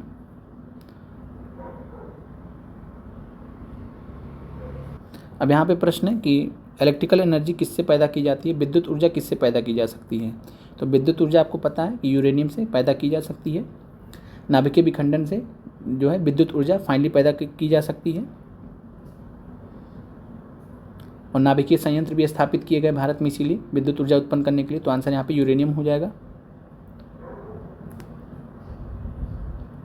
फिर किस पदार्थ को एक अन्य पदार्थ से गर्म करने पर अम्ल बनता है? तो सोडियम क्लोराइड, और साथ में जो है सोडियम क्लोराइड, सोडियम का एक अकार्बनिक यौगिक है जिसे साधारण नमक कहते हैं। इसका रासायनिक सूत्र NaCl होता है। सोडियम क्लोराइड को जब सांद्र सल्फ्यूरिक अम्ल के साथ में गर्म किया जाता है तो हाइड्रोक्लोरिक अम्ल बनता है। तो साइंस के हिसाब से ध्यान रखिएगा कि किसी एक पदार्थ को गर्म करने पर अम्ल बनता है, तो NaCl को जब हम H2SO4 के साथ में गर्म करते हैं तो HCl का निर्माण होता है।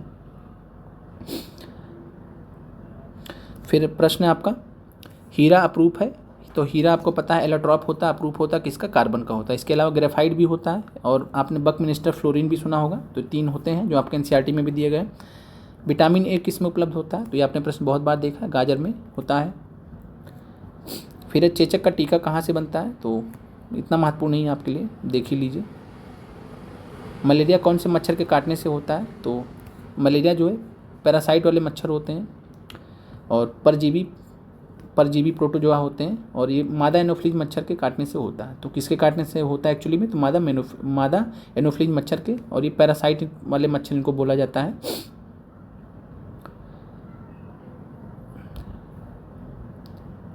अब देखिए सब प्रश्न आपके काम के नहीं है तो उसको छोड़ ही देते हैं। फिर है, बिहार के राजगीर परगना में कौन से स्थानीय नेता ने 1857 के आंदोलन में स्वयं को राजा घोषित किया? तो ये आपका बिहार स्पेशल एक प्रश्न है, ध्यान रखिएगा। 1857 के आंदोलन में स्वयं को राजा घोषित किया था, ये थे हैदर अली खान। तो ध्यान रखिएगा, अच्छा प्रश्न पूछा जा सकता है। तो बिहार के राजगीर में, तो राजगीर परगना में किस स्थानीय नेता ने 1857 के आंदोलन में राजा घोषित किया था? तो हैदर अली खान ने। नया प्रश्न एक हिसाब से। और यही होता है जब हम प्रीवियस ईयर क्वेश्चंस का एनालिसिस करते हैं तो कुछ अच्छे अच्छे प्रश्न भी मिल जाते हैं हमें। ब्रिटेन के राजा ने 1765 में एक फरमान द्वारा बंगाल, बिहार और उड़ीसा का दीवानी ईस्ट इंडिया कंपनी को कितने रुपए में दे दी थी? तो ध्यान रखिएगा कि 26 लाख रुपए दिए थे। मतलब फाइनली दिया तो ब्रिटेन की गवर्नमेंट नहीं था, तो इसलिए यहाँ पे ब्रिटेन के राजा ने लिखा है। तो दिया किसने था? तो ब्रिटेन की सरकार ने दिया था। और समझौता हुआ था, आपको पता है कब हुआ था? तो 12 अगस्त 1765 को। तो 12 अगस्त 1765 को जो है इलाहाबाद की संधि हुई थी। और इस संधि के तहत कंपनी ने क्या सुनिश्चित किया कि मुगल बादशाह को 26 लाख रुपए देंगे और बंगाल, बिहार, उड़ीसा की दीवानी प्राप्त कर लिया था इतने रुपए में वार्षिक रूप से। फिर अगला प्रश्न है, अंग्रेजी शासन के दौरान बिहार के अनेक भागों में गांव की रक्षा करने के लिए गौरक्षणी सभाएं कब स्थापित की गई थी? तो ये बिहार स्पेशल प्रश्न है, 1893 में, ध्यान रखिएगा। कांग्रेस की अखंडता में वृद्धि करने के हेतु 1912 में बांकीपुर बिहार की सभा में डेलीगेट शुल्क घटाकर कितना रुपए कर दिया गया था? तो ये भी एक इंपॉर्टेंट प्रश्न है। 5 रुपये से घटाकर 1 रुपया कर दिया। पहले 5 रुपये था, फिर 1 रुपया कर दिया गया डेलीगेट शुल्क घटाकर। तो 1912 में, ध्यान रखिएगा, 1912 में बिहार के बांकीपुर में जो है बिहार में होने वाला पहला कांग्रेस का अधिवेशन था, जिसकी अध्यक्षता की थी आर एन मुधोलकर ने। आर एन मुधोलकर इसके अध्यक्ष थे। और ये 27वां अधिवेशन भी था, ये भी आपसे पूछा गया है। और कहाँ हुआ था? तो बांकीपुर में हुआ था। फिर है प्रश्न, गवर्नमेंट ऑफ इंडिया एक्ट 1935 द्वारा केंद्रीय संसद के उच्च सदन में बिहार को कितनी सीटें मिली थी? तो ये भी देखिए स्पेशल प्रश्न है, 8 सीटें कुल मिली थी। 1937 के चुनाव में मुस्लिम लीग के टिकट पर कितने मुसलमान बिहार राज्य की विधानसभा से चुन के गए थे? तो ये 2 थे, उतना महत्वपूर्ण नहीं है, इतना डिटेल में जाके आपसे प्रश्न नहीं पूछेगा। सीट का पूछ सकता है टोटल, जो 8 है ऊपर। आगे बढ़ते हैं और दिए गए विकल्पों में बात करेंगे। तो रामविलास पासवान मुख्यमंत्री नहीं रहे हैं। बिहार के शोक किसको जानते हैं? तो आपको बहुत अच्छे से पता है, कोसी नदी को बिहार का शोक कहा जाता है। बरौनी तेल शोधक कारखाने की क्षमता यहाँ पे पूछा, तो आपको ये सब आप नहीं पूछेगा। आपको इतना ध्यान रखना कहाँ पे स्थित है, बेगूसराय में। आपसे पीआरटी में पूछा भी गया है। तो बरौनी रिफाइनरी की स्थापना बेगूसराय जिले में की गई थी। ये महत्वपूर्ण प्रश्न है, जनसंख्या घनत्व के घटते क्रम में व्यवस्थित जिलों के क्रम को पहचानिए। तो 2011 की जनगणना के अनुसार बात करेंगे तो पटना, फिर जो है पटना से ज़्यादा दरभंगा से ज़्यादा वैशाली, और फिर वैशाली जो है सारण से ज़्यादा। तो ध्यान रखिएगा, सबसे ज़्यादा पटना का है, फिर दरभंगा, फिर देन वैशाली, देन सारण। बिहार में साक्षरता दर कितना है? तो बिहार में साक्षरता दर की बात करेंगे 2011 की जनगणना के अनुसार तो 61.8% है। फिर प्रश्न है, 1000 से अधिक लिंग अनुपात वाले बिहार के जिलों को पहचानिए। तो 1000 से अधिक लिंग अनुपात वाले जिलों की बात करें तो सिवान और गोपालगंज है। गोपालगंज में सबसे ज़्यादा है, तो गोपालगंज 1021 है, 1000 से ज़्यादा है। आगे बढ़ते हैं, बाकी सिवान में भी है, 2001 की अनुसार ही है, लेकिन 2011 की जनगणना के अनुसार केवल गोपालगंज। तो ध्यान रखिएगा, ये प्रश्न 2001 की जनगणना के अनुसार पूछा गया है, लेकिन आपको 2011 की जनगणना के अनुसार याद रखना। तो केवल गोपालगंज है 1021। ये हमने आपको पढ़ाया भी है कि सबसे ज़्यादा जो है कहाँ पे है। आगे बढ़ते हैं, बिहार का प्रसिद्ध नृत्य माना जाता है। तो बिहार का प्रसिद्ध नृत्य विदेशिया को बोलते हैं। तो दिए गए विकल्पों में गरबा आपको पता है यहाँ का तो है नहीं, बिहू असम का, बाउल भी यहाँ का नहीं है। तो यहाँ पे कौन सा है? तो ये है विदेशिया। ये भोजपुर क्षेत्र में अत्यंत लोकप्रिय है, लौंडा नाच के साथ में प्रस्तुत किया जाता है। डॉक्टर राजेंद्र प्रसाद को भारत रत्न कब मिला था? तो आपको पता होना चाहिए, 1962 में इनको भारत रत्न दिया गया था। कांग्रेस सोशलिस्ट पार्टी का प्रथम अधिवेशन 1934 में कहाँ हुआ था? तो ये आपको पता है कहाँ हुआ था, पटना में। तो ये कहाँ हुआ था? तो ये हुआ था पटना में। आगे बढ़ते हैं, और ये कब हुआ था? कांग्रेस सोशलिस्ट पार्टी का गठन जो है 17 मई 1934 को बिहार की राजधानी पटना में हुआ था। इस पार्टी के प्रथम अध्यक्ष आचार्य नरेंद्र देव थे, आपको अध्यक्ष ध्यान रखना है, और सचिव जयप्रकाश नारायण जी थे, अध्यक्ष ध्यान रखना है। 1973 में कांग्रेस फॉर डेमोक्रेसी नामक एक राजनीतिक दल की स्थापना की गई थी, किसके द्वारा? तो बाबू जगजीवन राम जी के द्वारा स्थापित की गई थी कांग्रेस फॉर डेमोक्रेसी। इंपॉर्टेंट है, ध्यान रखिएगा। मुस्लिम लीग का प्रत्यक्ष कार्यवाही दिवस कब मनाया गया था? तो प्रत्यक्ष कार्रवाई दिवस जो है कब मनाया गया था? तो 16 अगस्त 1946 को। तो 16 अगस्त 1946 को बिहार में पूर्ण हड़ताल हुआ होगा। तो देख लेते हैं इस प्रश्न का आंसर। तो यही है कि बिहार मुस्लिम लीग ने प्रत्यक्ष कार्रवाई दिवस 16 अगस्त 1946 को स्टार्ट किया था। तो बिहार में संपूर्ण हड़ताल का फैसला भी लीग द्वारा लिया गया था। जयप्रकाश नारायण ने अपनी जन सेवा के लिए मैग्सेसे अवार्ड का प्राप्त किया था, तो ये भी महत्वपूर्ण प्रश्न है। 1965 में मैग्सेसे अवार्ड जयप्रकाश नारायण जी को मिला था और 1999 में भारत रत्न भी इनको मिला है। झारखंड आंदोलन प्रारंभ किया गया था, तो झारखंड आंदोलन था नए राज्य की स्थापना के लिए कि बिहार से अलग किया जाए।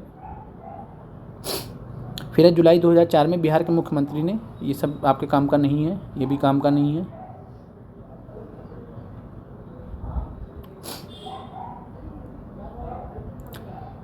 और बाकी आप लेटेस्ट वाला ध्यान रखिए कि जो अभी राष्ट्रपति हैं वो किस नंबर के हैं।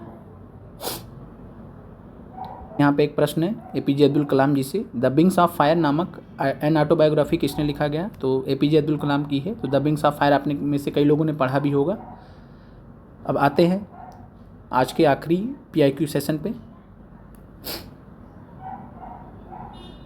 और ये कुछ प्रश्न दिए गए, इनको देख लीजिएगा, जो लग पाए लगा लीजिए, बाकी छोड़ दीजिए, इतना परेशान होने की जरूरत नहीं है, क्योंकि जो बीपीएससी जो आपके पीसीएस में उसमें प्रश्न पूछता है वो थोड़ा अलग लेवल के प्रश्न पूछता है, और उस लेवल के प्रश्न आपसे पीआरटी में नहीं पूछे जाते। तो इतने हैवी लेवल के प्रश्नों के पीछे आपको परेशान नहीं होना चाहिए, जो हो जाए वो ठीक है, बाकी छोड़ दीजिए।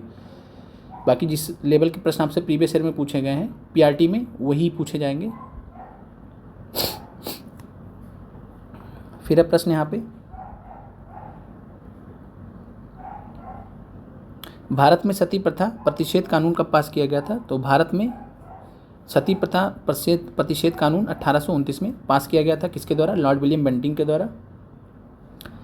भारत में ठगी अतिक्रमण का श्रेय प्राप्त किससे है? तो यहाँ आपने पढ़ा भी होगा कि डब्ल्यू स्लीमैन करके थे, तो स्लीमैन ने जो है ठगी प्रथा को समाप्त किया था, इनका योगदान था। तो कैप्टन स्लीमैन भी इनको बोला जाता है। तो ठगी अतिक्रमण था, इसको इन्होंने समाप्त भी किया था। महात्मा गांधी पर चंपारण सत्याग्रह के लिए कब अभियोग चलाया गया था? तो 1917 में इनके ऊपर अभियोग चलाया गया था। बीडी सावरकर हिंदू महासभा के अध्यक्ष कब निर्वाचित हुए थे? तो ये हुए थे 1937 में, उतना महत्वपूर्ण नहीं है। बीडी सावरकर से रिलेटेड आपने ऑलरेडी बहुत बार प्रीवियस ईयर में देख लिया है, जो इंपॉर्टेंट है। सर स्टेफर्ड क्रिप्स दिल्ली कब पहुंचे थे? तो ये 23 मार्च 1942 को दिल्ली पहुंचे थे। तो अगर क्रिप्स मिशन भी पूछेगा तो भी 23 मार्च 1942 हो जाएगा।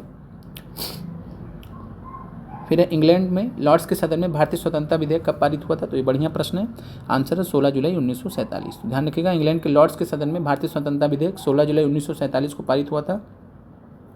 और कॉमन्स में पूछेगा, कॉमन सभा में, जैसे यहाँ लोकसभा होता है, तो कॉमन सभा में 15 जुलाई 1947 को पारित हुआ था। और 18 जुलाई ज़्यादा इंपॉर्टेंट, ध्यान रखिएगा, 18 जुलाई 1947 को जो है पूरी तरीके से पारित कर दिया गया था। भारत का संविधान किसके द्वारा ग्रहण किया गया था? तो ये भी प्रश्न आपने देख रखा है, संविधान सभा द्वारा ग्रहण किया गया था।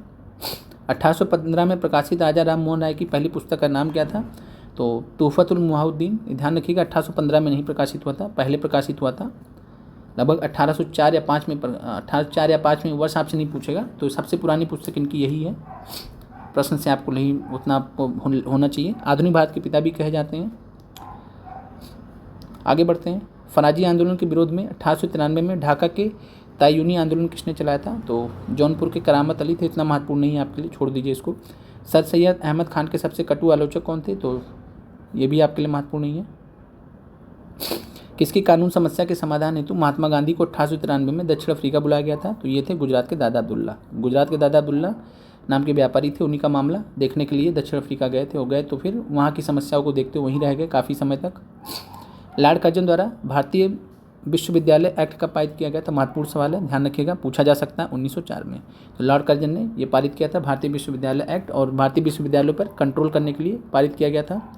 बंगाल नाटक नील दर्पण का अंग्रेजी अनुवाद किसने किया था? तो ये भी अच्छा प्रश्न है, माइकल मधुसूदन दत्त ने। माइकल मधुसूदन दत्त ने या दत्ता ने नील दर्पण का अंग्रेजी अनुवाद किया था। बाकी दीनबंधु मित्र आपको पता है कि इसके एक्चुअल राइटर थे, असली राइटर थे। एक अच्छे यूरोपियन पुस्तकालय की एक अलमारी भारत तथा अरब के संपूर्ण साहित्य से अधिक मूल्यवान है, ये किसने कहा था? तो ये लॉर्ड मैकाले ने कहा था। तो लॉर्ड मैकाले के बारे में आपने सुना होगा, तो उसी का स्टेटमेंट है। पंजाब हिंदू सभा की स्थापना कब हुई थी? तो ये हुई थी 1909 में। उतना महत्वपूर्ण नहीं है, लेकिन देख लीजिए। एक आंदोलन कहाँ चलाया गया था? तो अवध क्षेत्र में। हमने आपको बताया है कि एक आंदोलन चलाया गया था हरदोई, बहराइच, सीतापुर में, और मदारी पासी ने इसका नेतृत्व किया था। खान अब्दुल गफ्फार खान द्वारा स्थापित खुदाई खिदमतगार को किस नाम से जाना जाता? तो आपको पता है, लाल कुर्ती यानी रेड शर्ट। जमींदारों द्वारा कृषक से मांगे गए बेगार या अवैध उपकरण को किस नाम से जाना जाता था? तो ये बेथी करके था। पुनः याद रखें, अब यह झंडा लहरा गया है या कभी झुकना नहीं चाहिए जब तक भी एक भारतीय पुरुष, महिला या बालक भारत में जीवित हो। या किसने कहा था? तो ये स्टेटमेंट था लाहौर में जवाहरलाल नेहरू जी का। लाहौर में जब पूर्ण स्वराज के लिए प्रस्ताव पारित किया गया पहली बार, तो वहाँ पे इन्होंने स्टेटमेंट दिया था कांग्रेस के अध्यक्ष के नाते। निम्नलिखित में से कौन सा टीपू सुल्तान की राजधानी के रूप में प्रसिद्ध था? तो श्रीरंगपट्टनम था उनकी राजधानी। स्वतंत्रता, समानता और भ्रातृत्व की प्रेरणा कहाँ से ली गई है? तो आपको पता है फ्रेंच क्रांति से, फ्रांसीसी क्रांति से प्रेरित है और फ्रांस के संविधान से प्रेरित है वैसे देखा जाएगा तो। निम्नलिखित में से कौन सा भारतवर्ष को एक धर्मनिरपेक्ष राज्य के रूप में वर्णित करता है? तो संविधान की प्रस्तावना है, तो उसमें जो है धर्मनिरपेक्ष राज्य भारत को घोषित करता है या पंथ निरपेक्ष राज्य भारत को घोषित करता है। 42वें संविधान संशोधन अधिनियम 1976 से ये शब्द जोड़ा गया है। संवैधानिक उपचार का अधिकार किसके अंतर्गत आता है? तो संवैधानिक उपचार का अधिकार मौलिक अधिकार भी है, संवैधानिक अधिकार भी है। चूंकि संविधान में दिए गए तो इसलिए संवैधानिक अधिकार है, मौलिक अधिकार की श्रेणियों में दिए गए तो इसलिए मौलिक अधिकार है। तो आंसर हो जाएगा उपयुक्त में से एक से अधिक। और कानूनी अधिकार के रूप में भी इसको यूज़ किया जा सकता है ज़रूरत पड़ने पर। और यहाँ पे चूंकि मौलिक अधिकार ही दिया गया लेकिन ये ठीक नहीं है, तो ध्यान रखिएगा आंसर यहाँ पे एक से अधिक होगा। और इससे पहले भी हमने ये प्रश्न देखा है, तो संवैधानिक उपचार का अधिकार संवैधानिक अधिकार भी है। तो ध्यान रखिएगा चूंकि अनुच्छेद 32 में संविधान के दिया गया है और संवैधानिक अधिकार कौन होते हैं? तो जो संविधान द्वारा दिए जाते हैं। तो इसलिए आंसर यहाँ पे एक से अधिक होगा 100%। तो ध्यान रखिएगा, कन्फ्यूज मत होइएगा। फिर अगला प्रश्न महत्वपूर्ण है, भारत के संविधान का कौन सा अनुच्छेद देवनागरी लिपि में हिंदी को संघ के सरकारी भाषा के रूप में मान्यता देता है? तो अनुच्छेद 343। तो 343 याद रखिएगा। प्रथमतः आपात स्थिति की घोषणा, आपातकाल की घोषणा कितने समय के लिए सीमित की जा सकती है? तो 6 महीने के लिए होता है, 6 महीने के लिए बढ़ाया जा सकता है अनुच्छेद 352 के तहत। 6 महीने पर बढ़ा लीजिए। फिर केंद्र शासित प्रदेश के मुख्यमंत्री, जहाँ पर इस तरह का प्रावधान है, किसके द्वारा नियुक्त किए जाते हैं? तो ये भी आपने प्रश्न देखा कि राष्ट्रपति जो है केंद्र शासित प्रदेश के मुख्यमंत्री को नियुक्ति करते हैं। यहाँ तक कि दिल्ली के जो राज्यपाल, दिल्ली के जो मुख्यमंत्री अरविंद केजरीवाल, उनकी भी नियुक्ति किसने की? तो भारत के राष्ट्रपति ने। भारत के संसद का व्यय किसके द्वारा नियंत्रित किया जाता है? तो भारत के संसद का जो व्यय होता है वो लोक लेखा समिति, तो लोक लेखा समिति होती है, तो उसके द्वारा नियंत्रित किया जाता है। जनहित याचिका की धारणा, महत्वपूर्ण प्रश्न है। जनहित याचिका की धारणा किस देश से उत्पन्न हुई है? तो ये हुई है अमेरिकी गणराज्य से। अमेरिका से जनहित याचिका PIL लिया गया है। तो ध्यान रखिएगा PIL कहाँ से आया है? अमेरिका से आया है। किसी व्यक्ति की अवैध हिरासत के खिलाफ निम्नलिखित में से कौन सी रीति लागू होती है? तो जब किसी को जबरदस्ती पकड़ लेते हैं तो बंदी प्रत्यक्षीकरण होता है। कई बार ये प्रश्न आपने देखा है। संवैधानिक प्रावधान के संशोधन का प्रावधान क्या है? तो संवैधानिक संशोधन किस अनुच्छेद के तहत किया जाता है? तो आपको पता है कि भाग 20 में अनुच्छेद 368। भारतवर्ष की रक्षा बल के सुप्रीम कमांडर कौन है? तो ये आपने पढ़ा भी होगा कि भारत के राष्ट्रपति जो हैं भारतवर्ष की रक्षा बल के सुप्रीम कमांडर होते हैं। राज्य सरकार की कार्यकारी प्रमुख कौन होता है? तो राज्य सरकार के यहाँ पे बात करें कार्यकारी प्रमुख, तो राज्य सरकार के कार्यकारी प्रमुख यहाँ पे मुख्यमंत्री होते हैं। और राज्यपाल जो क्या होते हैं? तो राज्य के कार्यकारी प्रमुख होते हैं। सरकार यहाँ पूछा है तो सरकार की जब बात आएगी तो मुख्यमंत्री हो जाएंगे, और जब राज्य का पूछेगा तो राज्यपाल हो जाएंगे। फिर रेगिस्तानी क्षेत्र में मशरूम सेल का निर्माण किसके द्वारा होता है? तो किसका उदाहरण है? तो मशरूम सेल, तो ये अपघर्षण भूक्षरण है। और ऊपरी जो आवरण होता है कुछ इस तरीके से ये निर्माण होता है। तो जो नीचे वाला पार्ट होता है ये अपर्दन हो जाता है और ऊपर वाला पार्ट रह जाता है, तो ये कुछ मशरूम जैसा दिखता है। तो यही है मशरूम सेल, और इसका निर्माण अपघर्षण भूक्षरण के द्वारा होता है। और छत्रक शिला भी इसको बोलते हैं। निम्नलिखित में से कौन सी विशेषता ज्वालामुखी उत्पाद की है? तो ज्वालामुखी उत्पाद की बात करें तो ज्वालामुखी और यहाँ पे जो है अध्यशैल, आग्नेय, खंदक आदि हैं, तो यहाँ पे दिया गया, तो उपयुक्त में से यहाँ पे कोई नहीं है। तो बाकी वलित पहाड़ ये सब जो है ज्वालामुखी उत्पाद की विशेषता नहीं है, भूअवनति भी नहीं है। तो यहाँ पे जो है उपयुक्त में से कोई नहीं इस प्रश्न का आंसर है। किनके मध्य की औसत दूरी एक खगोल की इकाई है? तो खगोल की इकाई जो होती है वो पृथ्वी और सूर्य के मध्य की जो दूरी है उसको खगोल की इकाई माना गया है, 150 मिलियन किलोमीटर। तो 150 मिलियन किलोमीटर पृथ्वी और सूर्य के बीच की जो दूरी है उसी को खगोल की इकाई बोला गया है। फिर आगे बढ़ते हैं। थार मरुस्थल की सिंचाई करने वाली इंदिरा गांधी नहर का उद्गम स्थल क्या है? तो ये महत्वपूर्ण प्रश्न है। हरिके बैराज से निकलती है, तो ध्यान रखिएगा हरिके बैराज से निकलती है। और हरिके बैराज कहाँ पे? तो सतलुज और ब्यास नदियों के संगम से बनी है हरिके बैराज, और यहाँ से जो है नहर निकाल के पंजाब और राजस्थान तक लाया गया। सबसे बड़ी नहर भी है भारत की, इसीलिए सबसे लंबी नहर भी है इंदिरा गांधी नहर। भारत के निम्नलिखित क्षेत्रों में से कहाँ उष्णकटिबंधीय आर्द्र सदाबहार वन नहीं पाए जाते हैं, तो पश्चिमी घाट में पाए जाते हैं, उत्तर पूर्वी क्षेत्रों में पाए जाते हैं, अंडमान में भी पाए जाते हैं उष्णकटिबंधीय आर्द्र सदाबहार वन, लेकिन पूर्वी घाट में नहीं पाए जाते। तो ध्यान रखिएगा, अच्छा प्रश्न ये भी। उष्णकटिबंधीय आर्द्र सदाबहार वन या नॉर्मली सदाबहार वन ये पूर्वी घाट में नहीं पाए जाते हैं, बाकी हर जगह पाए जाते हैं।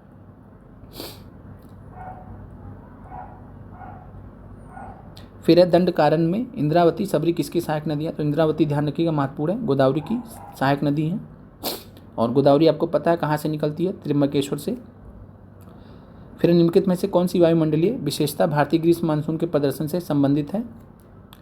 तो जो है यहाँ पे बात करेंगे तो भारतीय ग्रीष्म मानसून के प्रदर्शन से, तो यहाँ पे जो है सभी ही हैं, तो सभी यहाँ से जुड़े हुए ITCZ, तिब्बती उच्च, ला नीना वगैरह सब प्रभावित करते हैं। तो आंसर हो जाएगा उपयुक्त में से एक से अधिक। फिर मणिपुर की मध्य घाटी से संकेंद्रित गैर अनुसूचित लोगों को क्या कहा जाता है? तो इनको मैतेई कहा जाता है। उतना महत्वपूर्ण नहीं है प्रश्न बाकी। और मैतेई कुकी लोगों के बीच में काफ़ी ज़्यादा संघर्ष हुआ, इधर 2 साल लगभग साल 1.5 साल से बहुत ज़्यादा संघर्ष हुआ है। अगला प्रश्न है, भारत के वे राज्य केंद्र शासित प्रदेश जहां 2011 की जनगणना के अनुसार अनुसूचित जाति और अनुसूचित जनजाति जनसंख्या का प्रतिशत उनकी कुल जनसंख्या में सबसे अधिक रहा है? तो ये पंजाब और लक्षद्वीप है, जहाँ पे अनुसूचित जाति और जनजाति जनसंख्या का प्रतिशत उनकी कुल जनसंख्या में सबसे अधिक रहा है। और बात करें पंजाब की, तो पंजाब में अनुसूचित जाति की कुल आबादी का 31.9% है और अनुसूचित जनजाति का उच्चतम प्रतिशत लक्षद्वीप में है। और लक्षद्वीप का ध्यान रखिएगा, बाकी पंजाब उतना महत्वपूर्ण नहीं इस प्रश्न के लिए। जवाहर सुरंग किसके नज़दीक स्थित है? तो जवाहर सुरंग जो है, जवाहर टनल, ये बनिहाल दर्रा के पास में स्थित है। फिर आगे बढ़ते हैं।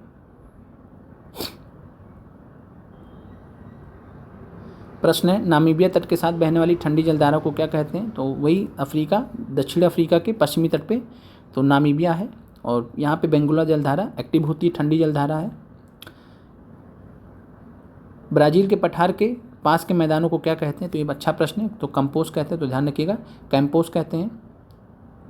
ब्राज़ील के पठार के पास के मैदानों को कैंपोस्ट कहते हैं। और जो अमेजन वर्षा वन है उनको हम सेल्वास भी कहते हैं, तो सेल्वास भी कहते हैं। आगे बढ़ते हैं। भारतवर्ष में निम्नलिखित में से कौन सी विनिमय दर व्यवस्था लागू है? तो ये आपके लिए महत्वपूर्ण नहीं है, छोड़ देते हैं, इकोनॉमिक्स के क्वेश्चन नहीं पूछे जाएंगे। फिर प्रश्न आपका, ऑडियोमीटर क्या नापता है? तो ऑडियोमीटर ध्यान रखिएगा ध्वनि की तीव्रता को नापता है, तो ध्वनि की तीव्रता को ऑडियोमीटर नापता है। फिर यदि बल को न्यूटन में, दूरी को मीटर में प्रदर्शित किया जाए तो किए गए कार्य को, तो कार्य को दिए गए विकल्प में जूल आपको मिल गया, तो आपको कहीं जाने की जरूरत ही नहीं है, कार्य आपको पता है जूल में प्रदर्शित किया जाता है। निकट दृष्टि दोष किसके प्रयोग से उपचारित किया जा सकता है? तो आपको बहुत अच्छे से पता है कि निकट दृष्टि दोष मायोपिया अवतल लेंस से, कॉन्केव लेंस से ठीक किया जा सकता है। इसके अलावा जो दूर दृष्टि दोष है वो उत्तल लेंस से ठीक किया जा सकता है।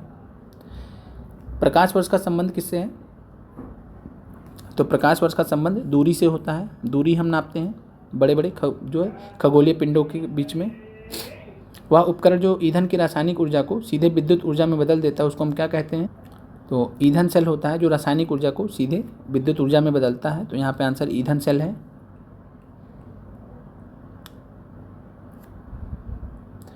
आगे बढ़ते हैं, जो महत्वपूर्ण प्रश्न उन्हीं को देख लेते हैं। प्रश्न है, कौन सा रेडियोधर्मी तत्व नहीं है? तो यूरेनियम रेडियोधर्मी है, रेडियो एक्टिव है, थोरियम भी है, रेडियम भी है, कैडमियम नहीं है। तो ध्यान रखिएगा कैडमियम नहीं है। और कैडमियम की वजह से जो है प्रदूषण से कौन सी बीमारी होती है? तो आपको पता है, इसके बारे में हमने डिस्कस भी किया है। संघनन क्या है? तो संघनन क्या होता है? तो वाष्प का द्रव में परिवर्तन। तो जलवाष्प होते हैं, तो जलवाष्प का द्रव में परिवर्तन ही संघनन होता है, जिसके बाद फिर बारिश वगैरह होती है। फिर नाभिकीय विखंडन किसके संघात के कारण होता है? तो नाभिकीय विखंडन जो न्यूट्रॉन के संघात के कारण होता है। और इसमें क्या होता है कि जब किसी भारी नाभिक जैसे यूरेनियम पर न्यूट्रॉनों की बमबारी कराई जाती है तो लगभग समान आकार के 2 हल्के नाभिकों में टूट जाता है और बहुत सारी ऊर्जा निकलती है और 3 नए न्यूट्रॉन मुक्त होते हैं। और ये उत्सर्जित न्यूट्रॉन यूरेनियम के अन्य नाभिकों को भी विखंडित करते हैं और यह जो है एक श्रृंखला बन जाती, लगातार चलती रहती, तो इससे ऊर्जा प्राप्त होती रहती है। पीतल एक मिश्र धातु है किसका? तो पीतल एक मिश्र धातु होता है जस्ता और तांबे का। तो जस्ता और तांबे का होता है, पीतल जस्ते का और तांबे का मिश्र धातु होता है। लोहे का विशुद्धतम रूप यहाँ पे क्या है? तो लोहे का विशुद्धतम रूप यहाँ पे दिए गए विकल्प में, स्टील तो एलॉय है तो ये तो होगा नहीं, पिटवा लोहा है, तो ध्यान रखिएगा पिटवा लोहा यहाँ पे लोहे का विशुद्धतम रूप है।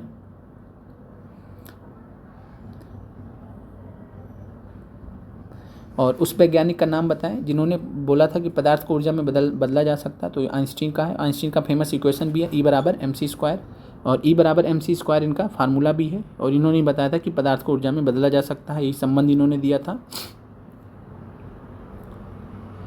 फिर यहाँ पे कौन सा एंटीबायोटिक नहीं है, तो एरिथ्रोमाइसिन, पेनिसिलिन आपने पढ़ा है साइंस में, एरिथ्रोमाइसिन भी है, टेट्रासाइक्लिन भी है, ऑक्सीटोसिन नहीं है। तो ऑक्सीटोसिन हार्मोन होता है, तो ये एंटीबायोटिक नहीं है, बाकी सभी एंटीबायोटिक हैं। फिर ये प्रश्न है, निःश्वसन के समय डायफ्राम हो जाता है, तो ये भी आपका एनसीईआरटी साइंस से प्रश्न लिया गया है। तो आंसर है यहाँ पे गुंबदाकार। तो निःश्वसन के समय डायफ्राम का जो शेप हो जाता है वो गुंबदाकार हो जाता है। निम्नलिखित में से कौन सी एक गैस वातावरण प्रदूषक मानी जाती है, तो वातावरण प्रदूषक की बात, तो यहाँ पे सल्फर डाइऑक्साइड जो गैस है ये वातावरण प्रदूषक मानी जाती है। और इसकी वजह से आपको पता है अम्ल वर्षा भी होती है सल्फर डाइऑक्साइड के कारण। आगे बढ़ते हैं। और बाकी ओजोन जो है प्राइमरीली ये समताप मंडल में पाई जाती है, तो वहाँ से हम इसको प्रदूषक से नहीं जोड़ सकते हैं, तो ध्यान रखिएगा।